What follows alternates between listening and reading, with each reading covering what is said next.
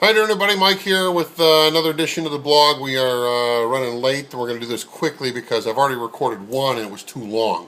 I was wearing a jacket, and the other one looked better. Anyway, first off, thanks to everybody. You notice the cookie duster is all gone. We've gone ahead and shaved the Movember mustache off. Big thank you to everybody that donated. We raised over $1,200 for cancer research, prostate and testicular cancer research. So from the bottom of my heart, thank you very much for being wonderful human beings and as well as supporters and friends of mine. Really, really do appreciate that. Let's talk about the Carolina Panthers. They lose 27-21 to Kansas City on Sunday. Worst team in the NFL are the Chiefs. Now, before you go jumping off a building, Sherrod Martin, done for the year. Two ligaments in his knee damaged on a hit. Looked so horrible. I feel bad for the guy. Hope he gets well soon. Panthers looking to possibly go younger. Now, I know that sounds impossible considering the Panthers are a pretty young team as it is, but that is something that is possible. Ron Rivera making the comment on Monday, pretty compelling. His own job on the line, and he was asked by Joe Person from the Charlotte Observer, do you have a problem playing young guys even though you're basically in the hot seat? And he said no. And great quote was, people say you're getting them ready for the next coach. Whether that's true or not, I'm getting them ready for me. Ron Rivera sounds like a guy who's going to be around next year. And the reason I say that is this. You may remember the previous coach, John Fox, who I think the world of. Coach Fox did not want to play the young guys. He didn't. He was given a roster of young guys. In fact, I want to say I think I mentioned this on the blog when Jerry Richardson told Marty Herney, get rid of big contracts, get rid of big numbers. He was basically getting rid of guys that were 30 years old and over. And only two guys were on the Panther roster that were 30 years old or older once all the cuts were done. They were John Casey and Steve Smith. That's it. That was the year Jake was sent packing, and Damian Lewis and Chris Harris, and you name it. Veteran guys were shown the door. There were big contracts, guys that were due a lot of money, guys that were older, and Jerry Richardson wanted to rebuild. So basically blew it up, started over. Fox didn't want to do that. Fox wanted to win games because that's what coaches want to do. And had Fox been amenable to that, had he went along with the plan, he might still be here. He might still be in Charlotte. You never know. But the fact of the matter is, he didn't want to play the young guys. He wanted to win. He wanted to be successful. That wasn't happening. He went 2-14 and was not renewed. Basically, he was fired. And as someone who in my business, who has not been renewed, it feels the same way. It feels like you've been fired. Anyway, so Rivera's willingness to play these young guys, that might be a directive from the owner. Might still be in play. Get these young guys going, get them developed, get them better. I'm not so sure that Ron Rivera's time will end in Carolina at the end of the season. This is just a hunch, and I could be wrong. I very well could be wrong. I could get to the last game of the year in New Orleans on December the 30th, and a release goes out from the team that Coach Rivera will not be back next year. That could very well happen. I'm not so sure that it will, though. I'm not convinced. Sunday's loss to Kansas City does not help. I will say that. But I think that Rivera is doing what the owner wants. There's a lot to be said for being a good foot soldier, a loyal employee. There's a lot to be said for that. Does it translate into winning games? Not necessarily. Is Ron the right guy? My answer to that question is simple. We just don't know. Because we don't. We just don't know the answer to that. And for my money, when a guy signs a 4-year contract to start and he goes through 2 of them, are you going to pay him for the back half of the deal without him working? That also is not in Jerry Richardson's MO. Doesn't want to do that. Don't want to pay a guy who's not providing services. It's bad business. So, and I still maintain that the core of players in that dressing room are winning players.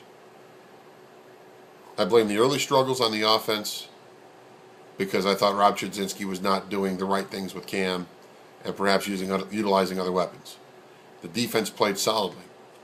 Now, in the last couple of weeks, that script has flipped. The offense looks much better, and the defense looks worse. And I'm not blaming Sean McDermott on that. I'm blaming injuries on that because I think McDermott's done a dynamite job of the defense. You want to find an MVP on the Panther roster over the last 2 seasons? If I were to ask you, who's the Panthers MVP the last 2 seasons, what would you say? All right, you in the back says Cam Newton. You over there says Jonathan Stewart. Thomas Davis this year's pretty good, yeah. The MVP for this team, though, everybody, Ron Edwards. Don't look up his numbers. Don't look up his stats. Ron Edwards. This is a guy that when he was lost in training camp last year, the Panther defensive front never got a chance to play with him, and they struggled. Sione Fua, Terrell McLean, the rookies were thrown in there, and they both played well for 12 weeks, as well as they could, before injury shut them down. Edwards plays through the first, 10 games?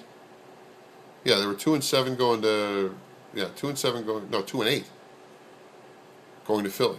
So he plays the first 9 games of the season. And the Panther defense was okay. The first year without Edwards, they were near or at the bottom of most defensive categories. This year, not near the bottom, sort of in the middle. Room for improvement, but a vast improvement from the year before. He goes down in the Philadelphia game. Bryce Brown runs all over him, and people say, "Who?" Yeah, Bryce Brown, who hadn't had a start in football since he was in high school. And then Jamal Charles. Now, Jamal Charles, I'm going to give respect to because he's a good player. I mean, he's a starter. They're all good in the NFL, but I mean, he's a starter. He's legit. He's 4th in the AFC in rushing going into Sunday.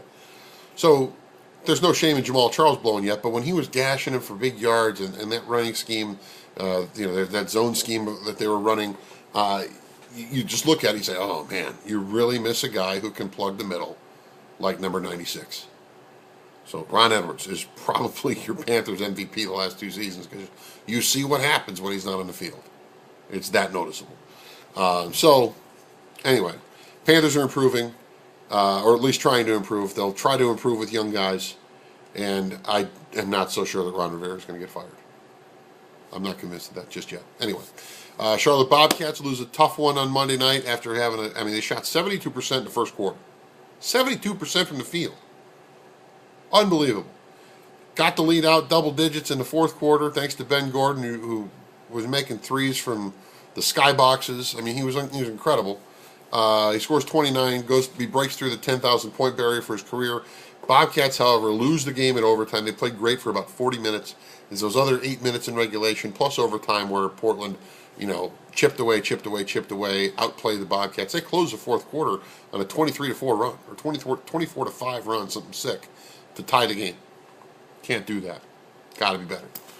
But the Bobcats with 7 wins. That matches last year's season total. They're getting better. They're improving. So they get another chance on Wednesday, and they'll be at home on Wednesday night. Then they go on the road Friday. Duke coming to Charlotte to play Cincinnati in the Belk Bowl. Get your tickets now. A historic game for Duke. First bowl game since 1994. Why is that number significant? For me, it's significant because I got to this state in 1995 and covered Duke for 7 years when I worked in Raleigh. And they weren't any good. I mean, they weren't even close to good. And they went through coaches like Fred Goldsmith and Carl Franks, Ted Roof. I mean, they went through guys, and now David Cutcliffe has got them going in the right direction. They got 6 wins. It's not the national championship, but it's a start. Will they get to a national? Not in football. I don't think so, but you can dream. NC State is dreaming, and they're trying to dream big, and best of luck to them with their new head coach. I'll be honest with you, I'm not going to spend a lot of time on it because all I know is that he had a nice record at Northern Illinois. That's about it. So, hey, we'll see where that goes as well. Finally tonight, big thank you to everybody who checked out High School Football Championship Weekend. I had a very busy weekend. I called the Friday night Porter Ridge game against New Bern, which was a dynamite game. Butler won the 4AA title on Saturday morning, called that one. And then I got a call Saturday morning before the Butler game to do sideline reporting in Winston-Salem for the Concord game against Havelock and Charlotte Catholic and Northern Guilford. Had a blast doing those games as well. Last point I'll make on that, though, I think a lot of Johnny Roscoe, head coach at Northern Guilford. I really, really do. But I think he really screwed up on Saturday night. There was no reason to call a fake punt in the final minute of a game that was well out of hand. Well in hand, I should say, for Northern Guilford. They were on their way to their third straight state title. They call a fake punt from their own 27. Why are you calling a fake punt in the fourth quarter when you're up 35 points, 37 points? TJ Logan had a dynamite game, and that's not to be lost in this whole shuffle. But Coach Roscoe, that was bad form. That was bad form. Maybe you have a day. You've had a day or two to think about it. And I, like I say, I think the world of you, but that was a mistake. I don't think there's any place for that at all. And plus the fact it happened against a team that's coached by a legend in North Carolina high school football in Jim Odo. And maybe you guys have had some friction or something in the past. I don't know. Maybe there was a message being sent there. That to me was not the right thing to do. And I'll just leave it at that. We'll be back to check the blog again or to update this bad boy later on in the week. Thanks for checking it out. We'll see you later.